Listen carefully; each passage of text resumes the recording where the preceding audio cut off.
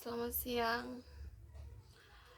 Terima kasih buat Bapak dosen yang sudah memberikan tugas kepada saya, dan di sini saya akan menanggapi tugas pertama. Namun sebelumnya, perkenalkan, nama saya Ami. Program studi yang diambil adalah Ilmu Administrasi Negara dari Universitas Terbuka Padang.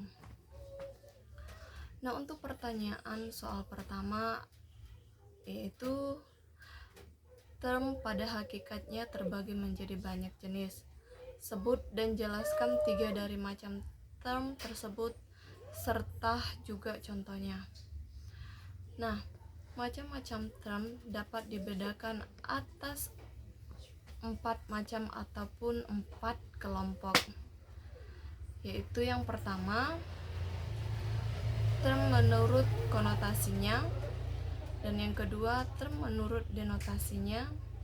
Ketiga, term berdasarkan predikamen. Kemudian keempat, term berdasarkan predikabel, yaitu cara menerangkan sesuatu.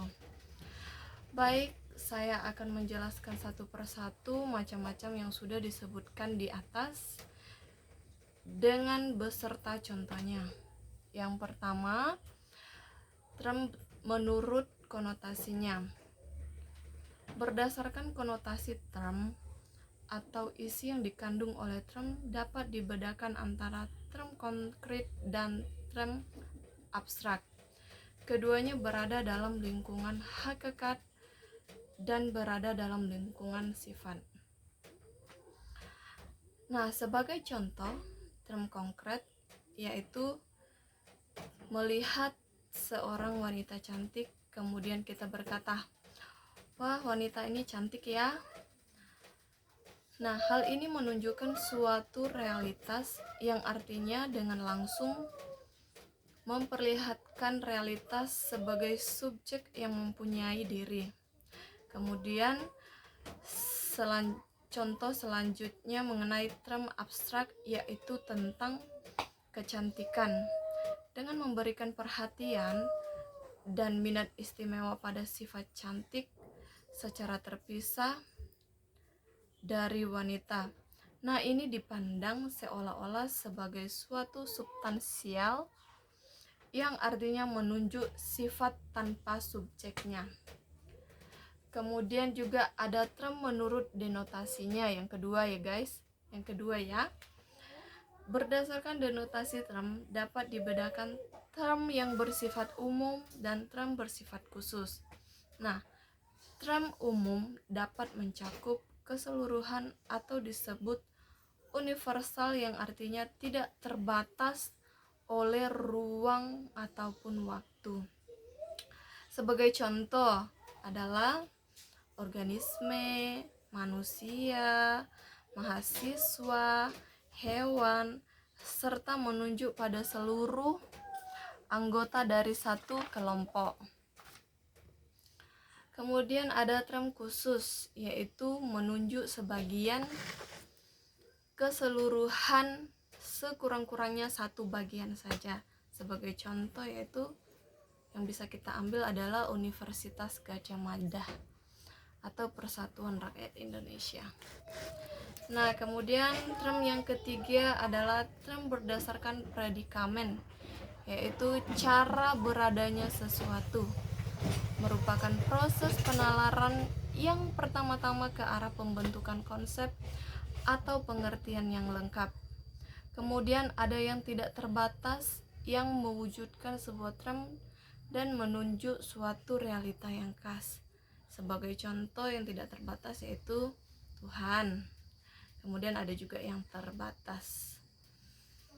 Lalu kemudian ada yang keempat, yaitu term berdasarkan predikabel, yaitu cara menerangkan sesuatu atau cara untuk menyatakan diri yang dapat terlepas dari beradanya sesuatu, atau cara tertinggi yang dipergunakan oleh predikamen untuk menyatakan diri sebagai diri.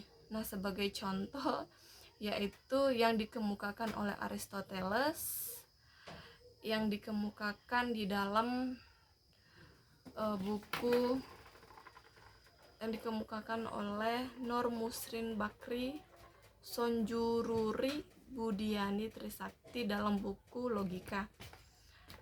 Yang dikemukakan oleh Aristoteles, yaitu manusia, hewan, dan yang berakal. Nah, kemudian kita beralih kepada soal kedua, yaitu menjelaskan dan memberikan contoh bentuk sesat pikir dan bagaimana terhindar dari kesalahan logika. Sesat pikir adalah kekeliruan dalam penalaran berupa pembuatan kesimpulan dengan langkah-langkah yang tidak sah karena melanggar kaidah-kaidah logika maupun berupa perbincangan yang bercorak menyesatkan karena sengaja atau tidak sengaja memasukkan hal-hal yang membuat kesimpulan tidak sah. Sebagai contoh yang bisa saya berikan adalah ketika kamu tidak layak bicara soal lingkungan karena kamu sendiri masih buang sampah sembarang. Jadi jangan sok menasehati ataupun menegur saya. Itu contoh yang bisa saya berikan. Nah, dari contoh tersebut tidak membahas substansi argumen yang disampaikan, melainkan menyerang orangnya tersebut. Nah, bagaimana supaya terhindar dari kesalahan logika? Pertama, kita harus fokus pada argumen, bukan pada pribadi yang menyampaikannya. Dan yang kedua, gunakan bukti dan alasan yang relevan agar dapat menghindari kesalahan ataupun kesalahpahaman pada saat berdiskusi. Dan yang ketiga, berpikir secara sistematis dan kritis, kemudian mengevaluasi apakah premis mendukung kesimpulan secara logis. Itu saja yang dapat saya berikan. Kurang lebihnya jawaban saya mohon dikoreksi, dan saya ucapkan terima kasih banyak. Selamat siang.